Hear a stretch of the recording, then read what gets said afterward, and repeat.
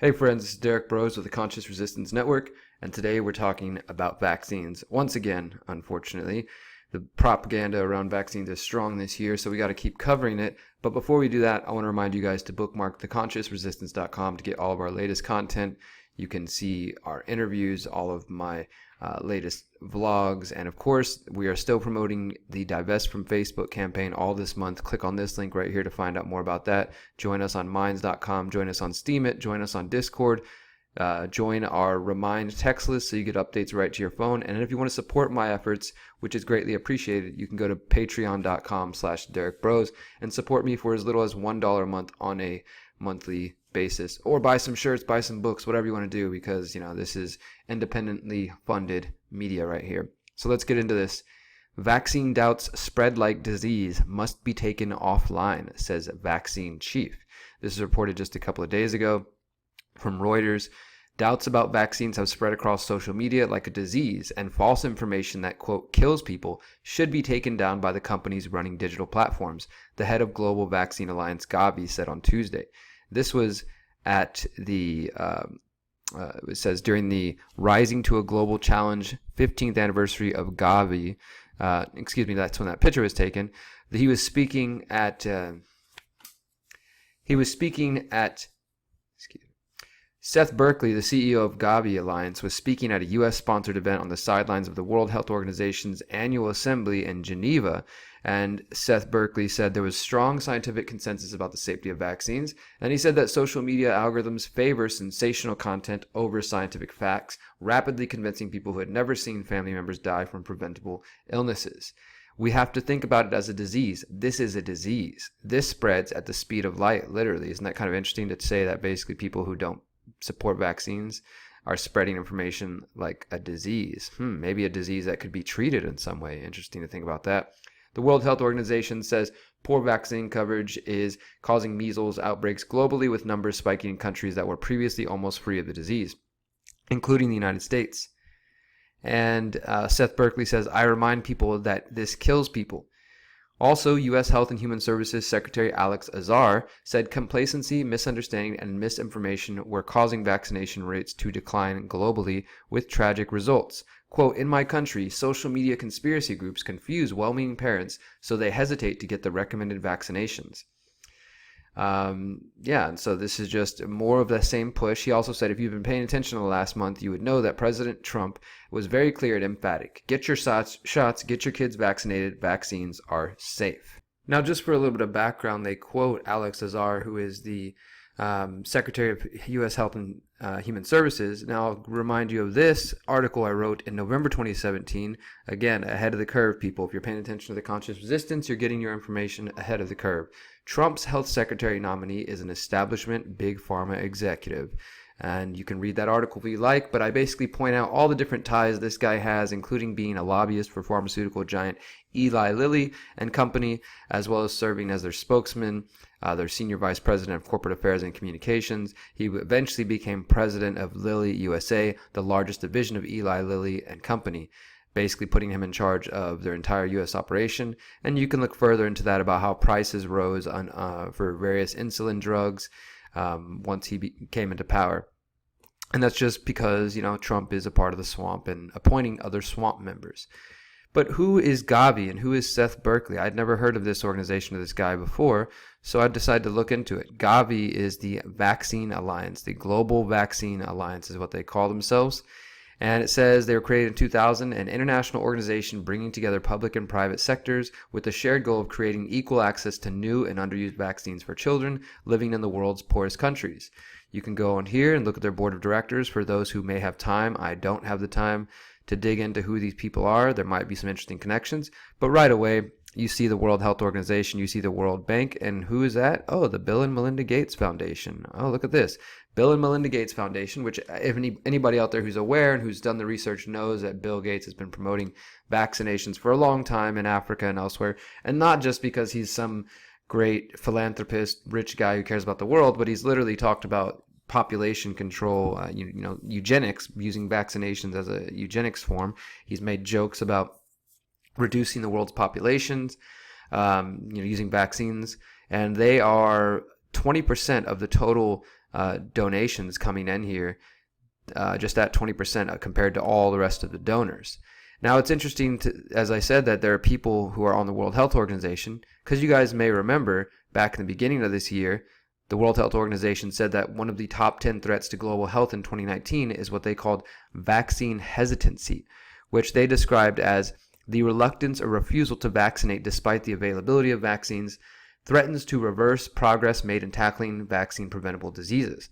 This is why I'm saying that I've never seen as much propaganda as I see now related to vaccines. And I'm not even going to get into the science. I'm talking about the fact that people are being told that there's an epidemic, there's an outbreak, and that they are going to have to vaccinate their children or maybe potentially face forced mandatory vaccinations. And I remember when this came out in the beginning of the year, just thinking like, oh no, we are in for it, right? And it's just been nonstop. Now, I do think that there is a good chance that this measles epidemic, as it's called, is being exaggerated and promoted by the corporate media. Wouldn't that surprise you guys?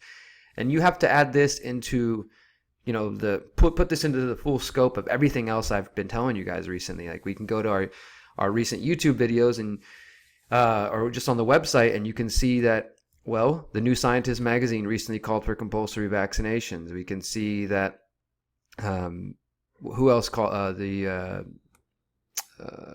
another magazine that I put out recently calling for vaccinations to be mandatory. We got the New York law, Brooklyn, saying that people need to be forced vaccinated and they're going to fine parents. We got now Twitter fighting vaccine misinformation with a new search tool. I showed you guys this, where you're going to be getting a message from the U.S. government if you search for vaccine-related information on Twitter. We also know that Instagram would be hiding search results related to vaccines, that Facebook has said that they're going to start deleting groups related to vaccines, that even Pinterest has said that they're going to block anti-vax hashtags. And this is basically what this guy is calling for here. He's saying that these are a disease.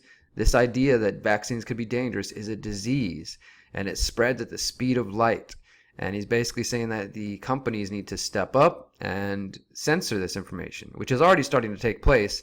And, this is being backed up by Trump's health secretary here, saying that, this information is spreading like wildfire and somebody needs to do something to stop it. Please think of the children, think of the children.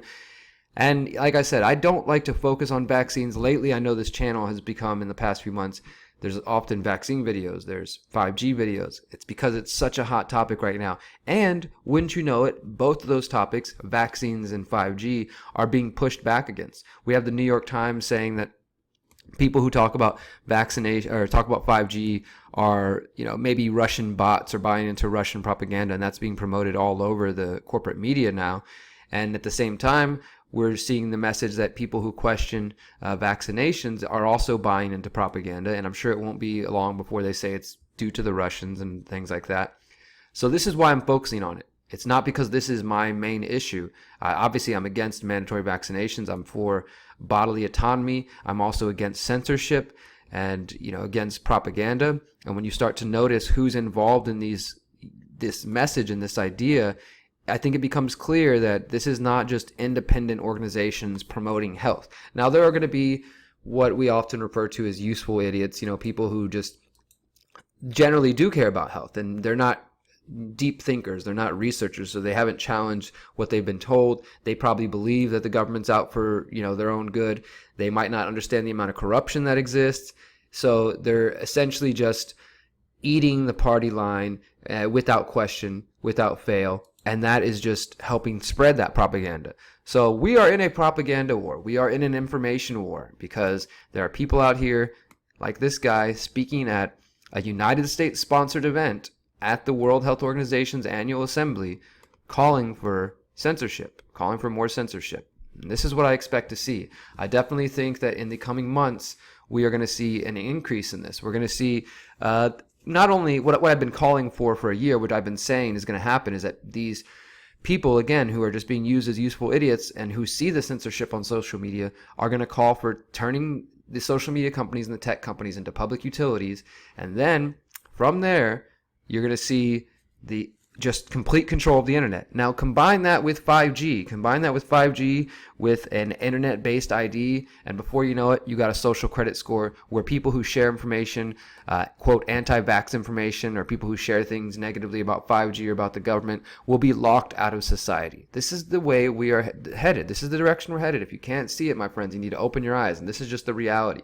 Okay, there's so much propaganda that we're swimming in right now, and all I can do is just keep commenting on it, keep raising awareness, and ask you guys to please play a vital role. Share this information out. Don't just sit at home and comment and watch on YouTube. Share this with your friends. If you're still on Facebook, share this video. I don't care. You can rip all my content, upload it directly to your pages, upload it to your accounts, share it wherever you can, because this is what we have to do. We have to get people questioning the status quo. Now, I'm going to make a vaccine playlist on my channel now on YouTube, since I have so many videos, for those who just want to dive right into that topic, and you'll go through all the various issues that I've raised, from the vaccine whistleblowers to the scientists themselves who said that their statements are being misused by the government, and that they do in fact think in a small subset of children there will be seizures and there will be fevers and there will be potentially autism-like symptoms. Now, that's all I'm going to say on the science aspect.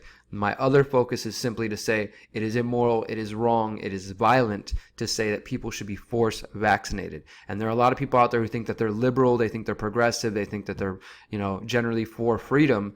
But, they might even on some issues say, oh yeah, my body, my choice. But then when it comes to this, they're ready to stick a needle in your arm. And we need to confront those people with better ideas and get them to see that it's wrong, it's immoral, and it's violence. And there's no other way to think about that. And if you allow the government to be violent in this manner, where else do you think it's going to go?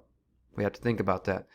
So that's it for today, guys. I appreciate your support very, very much. And as I said, if you want to support me beyond just watching and sharing, please consider signing up for Patreon. It goes a long way. It definitely helps me have a little bit more ease so I can work on video content like this and produce all the things that you enjoy. And I have lots of good things coming up. We're going to be working on a new documentary. I've got a new book coming out. We're going to have just so many things that I'll be telling you about in the coming months, including the Intentional Community Conference call that's coming up on June 2nd.